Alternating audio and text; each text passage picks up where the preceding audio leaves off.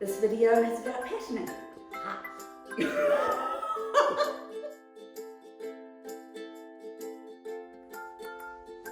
Hi, I'm Linda Ward, and today I'd like to talk to you about patterning, prediction, coding, and the things that really happen in our brain in relation to those patternings, predicting and coding.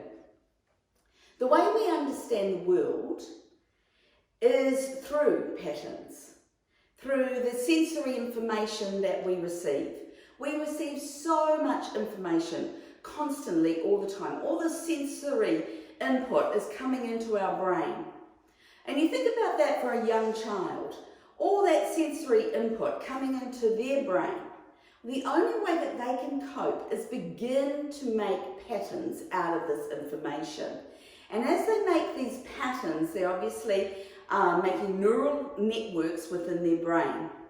And one word that is often used within the teaching realm is scaffolding.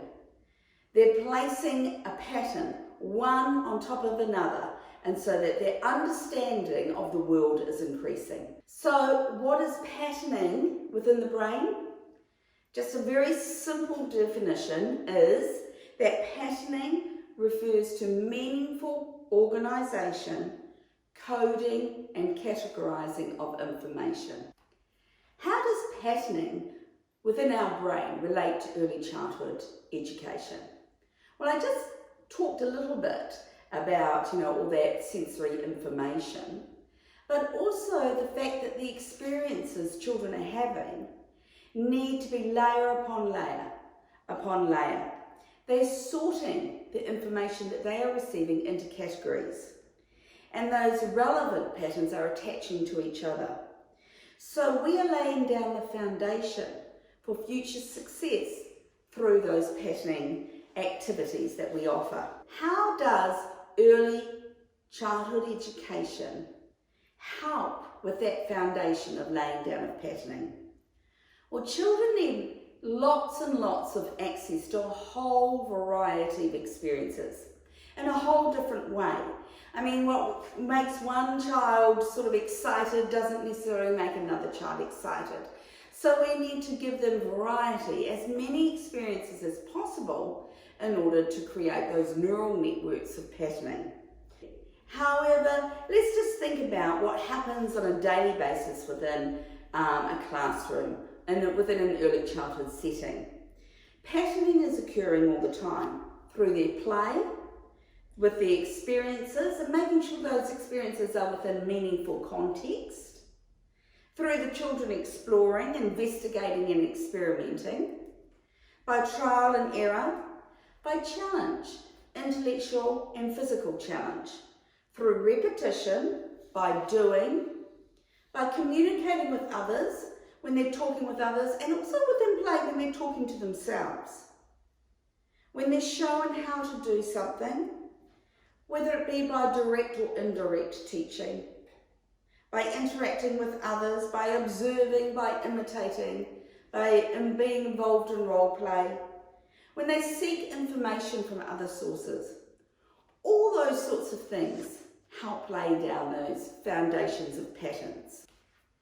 Let me talk for a short moment about repetition and its value in regards to patterning.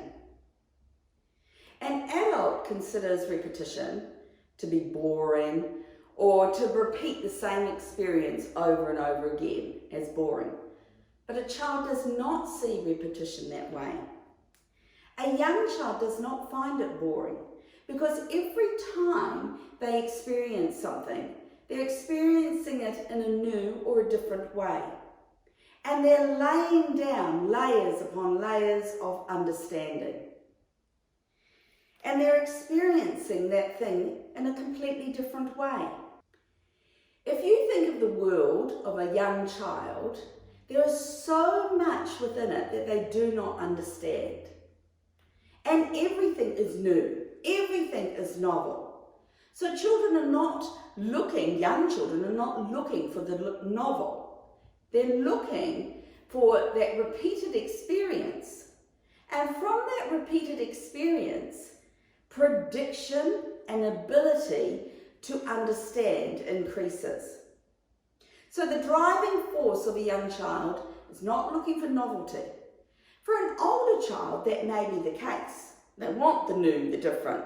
But the young children want to understand. They want that predictability. And with that predictability comes security and surety. For younger children, repetition is very valuable. You think about a young child who comes to mum or dad or their teacher with the book over and over and over again. The adult's thinking, oh no, not again. They're finding it a bit boring, but the child isn't. Why? Because with that repetition, they're building up their understanding of predictability. And when a child has the ability to predict, they actually have a sense of power. They have power, they have knowledge, they have understanding, they know what's coming next. And that sense of predictability affirms them as an individual, and it increases their sense of self-worth and self-esteem because they feel like they know. Therefore, repetition is so valuable. But of course that repetition needs to be complex enough not for them to become bored, that upon repetition they can delve deeper and deeper. Because we don't want it also to be so complex that it baffles them the first time and then puts them off. There is power in patterning and prediction. If I say to you 10, 9, 8, 7, you know what's coming next. Hopefully you do. It's going to be 6, right? And that is because you've laid that pattern in your brain from a very young age. You know, the fun of when all the children are just, you know, sort of hunched over on the mat and you're doing 10, 9, 8, 7, 6 and blast off down to, 1 and blast off. That repeated activity, yes, it's fun, because they're predicting the blast off is coming very soon, but it's also laying that within your brain for future educational success. So, why is prediction important? The ability to predict is often measured in intelligence tests. The ability to predict gives children the opportunity for successful reading, mathematics, for understanding appropriate social behaviour, for goal setting, for problem solving. Patterns, layered down patterns, allow that prediction ability, and honestly, with that prediction ability, it is one of the key successes for education. We really, really believe in patterning, repetition, prediction. All those things come about through exposure to information, exposure to experiences, allowing a young child to explore. This is just a snippet, very, very small part of a talk that I give that's called Fundamental Teaching Theories. Honestly, that would be 5 minutes of a part of a day's journey when we explore those fundamental teaching theories. You can find more information at www.forwardpd.co.nz. I really encourage you to go and look at the website, to book into a course, or just to really just like our pages, look on Facebook, get to know a few more videos, because I'm sure I'll see you again.